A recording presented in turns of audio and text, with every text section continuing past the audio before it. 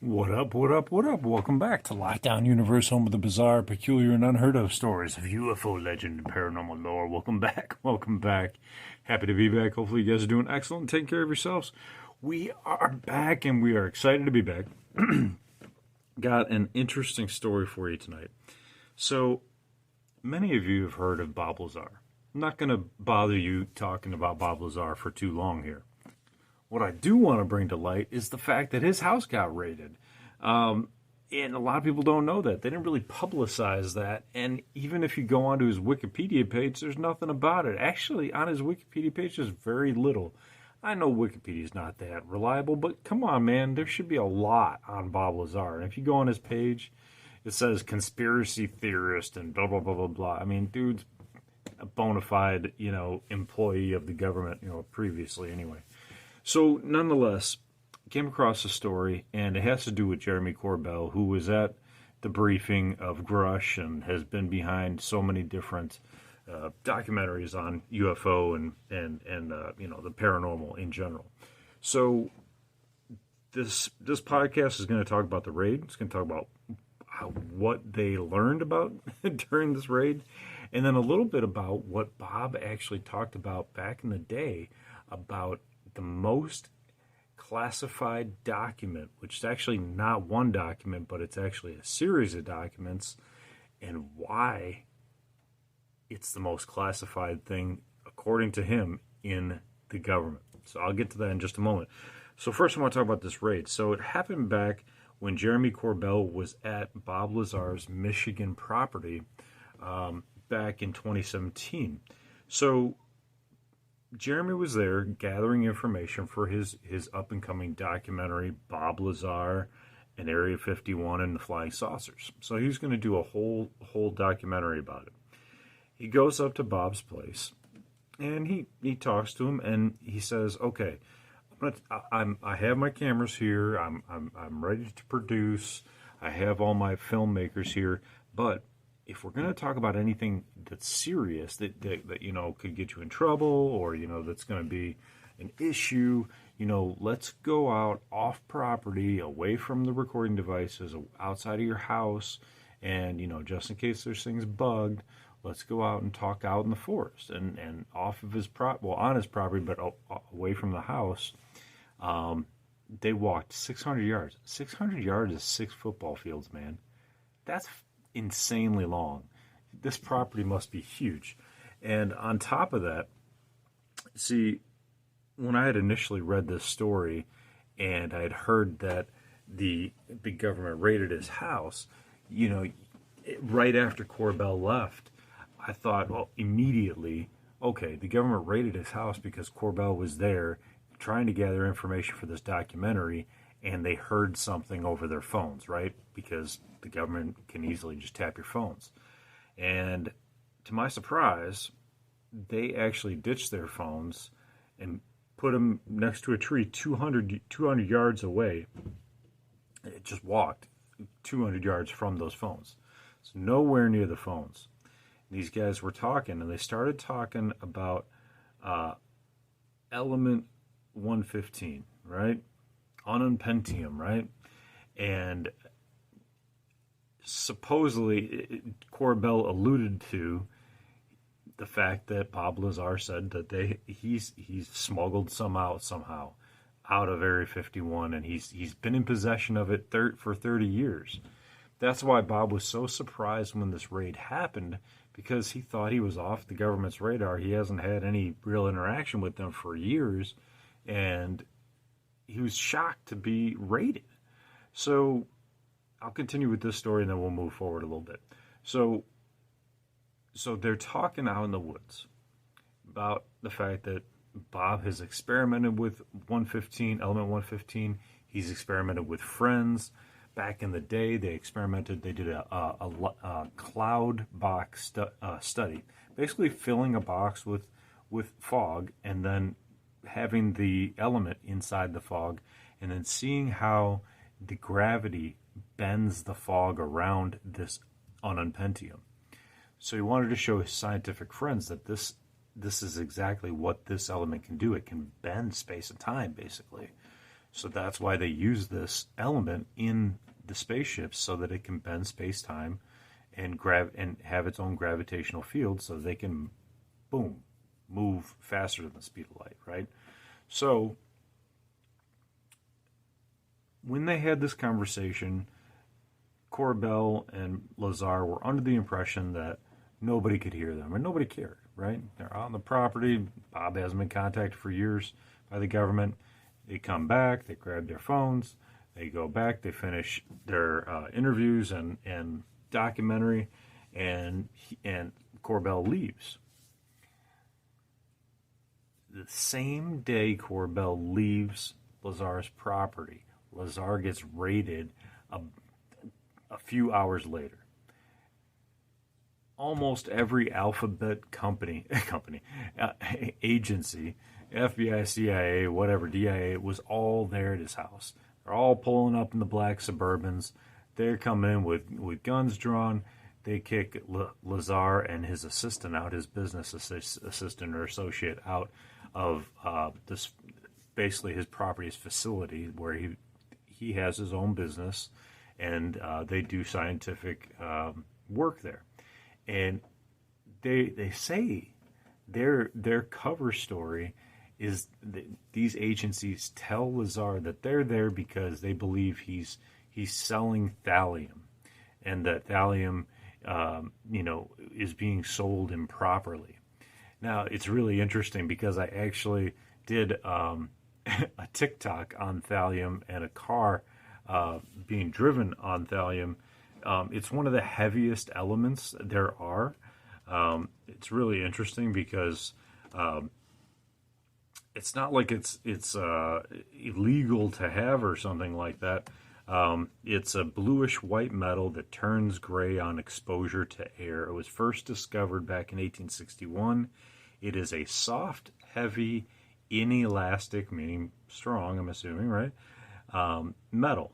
Thallium is tasteless and odorless and has been used by murderers as a difficult to detect poison. So it's interesting, right? So UFO stories.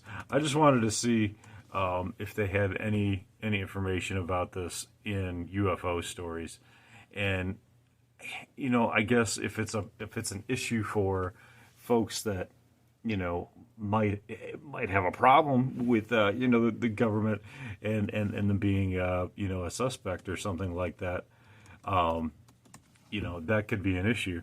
But let's take a look. I found one article that has thallium and Bob in it, and I just wanted to see if there was any more info about this, because who the heck really cares about thallium being shipped, right? I just don't understand why the government would be really that concerned about just some random element unless it had a real issue, right? A real threat to national security or something like that.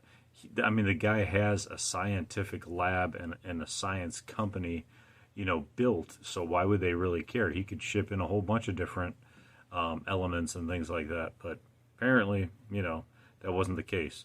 Again, going back to an article on science.howstuffworks.com, in 2019, Vice's Tech Channel published a lengthy article about Lazar. It detailed that the FBI and Michigan State Police had raided Lazar's scientific company in 2017 looking for thallium sulfate, which can be used as a poison and featured in someone's mysterious death. So I think that's kind of interesting. So yeah, I just wanted to keep doing some research here. I bet you the government's going to be like, oh, he's searching thallium. Oh, we got to go check him out too, but I don't give a shit. So, anywho, story is that that's what they were there for. Later on, the government said to Lazar, they're like, yeah, we have the exact conversation you guys were talking about recorded. How could they have recorded this conversation out in the woods? They couldn't have, because they didn't have their phones. They didn't have any recording devices on them that they were aware of. But if you do the research, you can find out that they can do a whole bunch of recordings with a simple boom mic attached to a cone pointed directly at you. From a distance, a long distance, they can capture it, and it can be super clear. They don't have to be right on you. So I thought that was interesting. So anywho, that's the story there.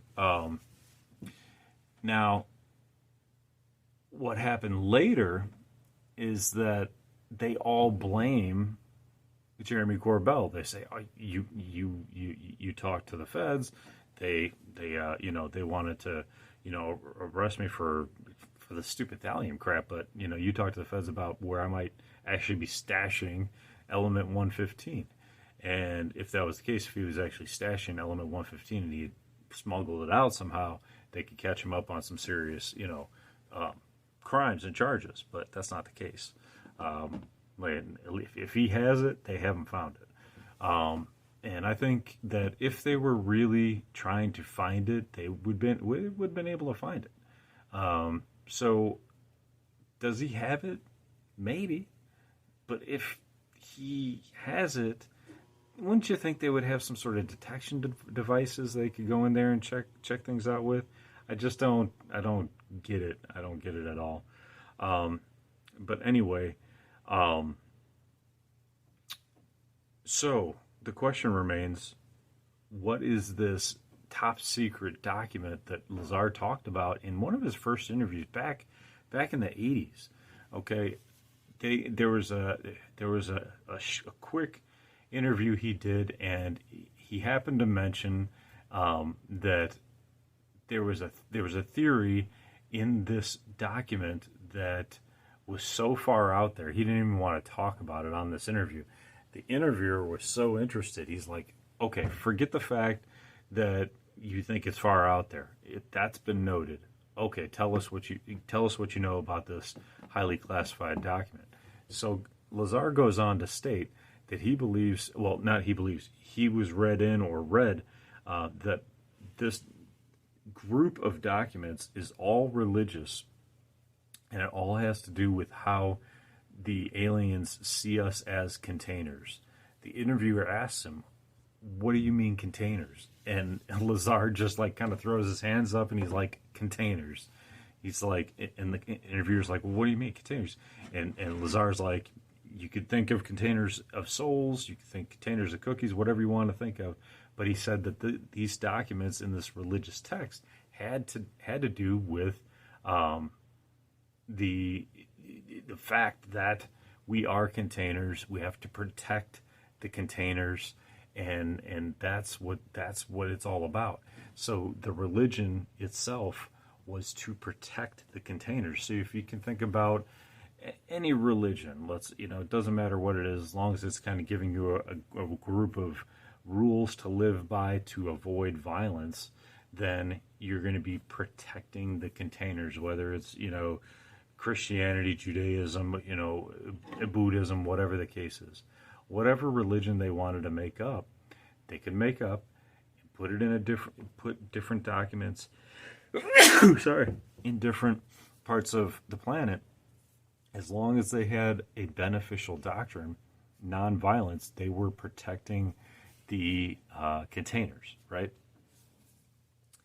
So religion by default then has to be protected, right? So that we protect our containers. We don't do any damage to our containers, even though our society and our culture is filled with violence. Filled with violence. Everything from Hollywood to just living in general in America, it's just filled with violence. So, you have to wonder, why is that such a classified document? But we've heard from many different whistleblowers, many different abductees that we are containers, that we are, for whatever reason, containers of souls, containers of whatever. But he also stated within this document that there was proof that we are advanced. We were pushed or accelerated evolution via the aliens. So they utilize our DNA to accelerate our evolution with the primates who are already here to elevate our consciousness or our understanding, or maybe to reduce our violence, right? To maybe have some sort of understanding of peace and camaraderie and socialism, society and being social, not socialism, but being social, and to reduce the violence. So if that was the case, I mean, this entire document, which would be a humongous book, he said it was super thick. It looked like he was holding his fingers open like 2 inches, maybe 3 inches, if you're not watching the podcast. So it makes sense why the government would have to protect that, why the Vatican is protecting it, why the Vatican has so many different alien technologies down there and so many documents and books in their own right that are hundreds and sometimes thousands of years old. So, that being said, Lazar has so much information. He's still being watched by the government. He thought he wasn't being watched anymore. He's like, it's been 30 years. But he's still being watched, and they found out through, I can't remember who they found out through. It wasn't through FOIA, I don't think. But they found out that Lazar's facility was being watched and monitored 2 days before the raid. So they probably knew that Corbell was going to go out there. Maybe Lazar would reveal his location of his ununpentium on his property, and they could go in and get it. But that doesn't seem to be the case, does it? So it remains to be seen what will happen with Lazar. I kind of believe that in the same theory that